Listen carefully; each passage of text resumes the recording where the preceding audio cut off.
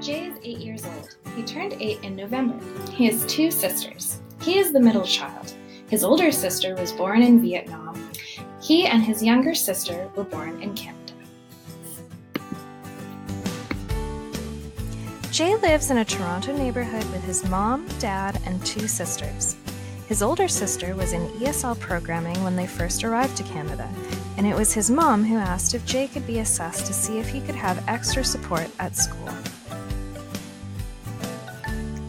He speaks English at school and sometimes with his sisters. He speaks Vietnamese with his parents at home. He knows some Vietnamese writing, but he cannot read in his L1. Jay has been enrolled in Kumon for a few months. His favorite subject in school is gym because he likes to play sports and do physical activities. His favorite kinds of books are graphic novels because there's a bubble that shows what the characters say. His least favorite subject is music. They never get to play the instruments because of the other people misbehaving.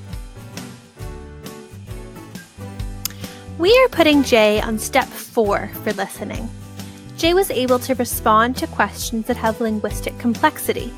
The key here is that he is approaching grade level. He is a young grade 3 and makes some errors in word meaning. For example, when I asked him how many siblings he had, he said he had 2 siblings.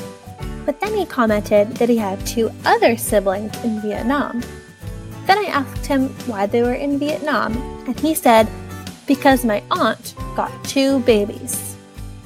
He can respond to questions that have linguistic complexity, but he doesn't always answer the question asked. He will comment on something that is related to the question.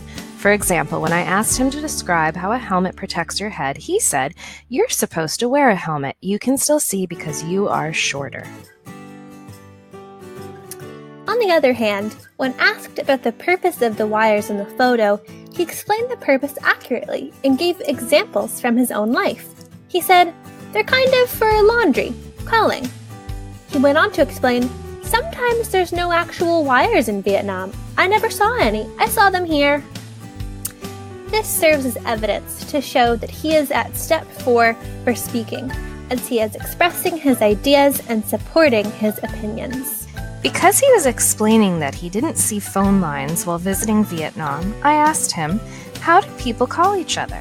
He said uncle, but in 2 words, and dad is like ba, but there's accents, demonstrating that he misinterpreted what I meant by call.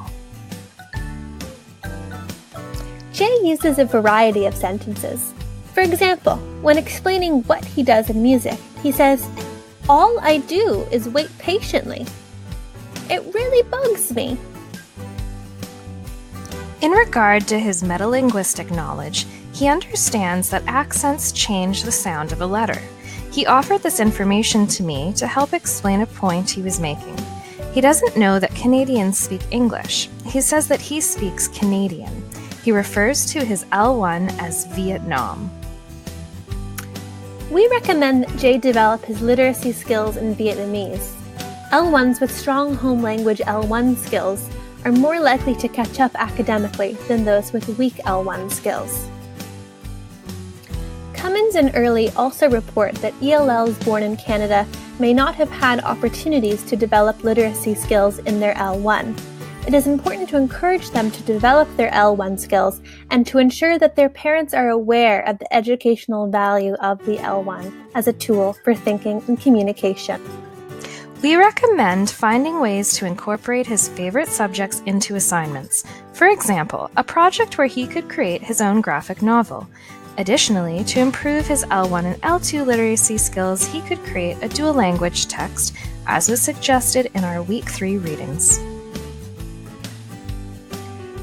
When I finished interviewing Jay, I spoke to his teacher, who told me that the ELL lead had assessed Jay recently and determined he was not an ELL. We wonder, based on our assessment, if Jay actually has an LD. This would explain his mistakes in comprehension. He'll offer an answer that is not linguistically correct and often does not answer the question that was asked.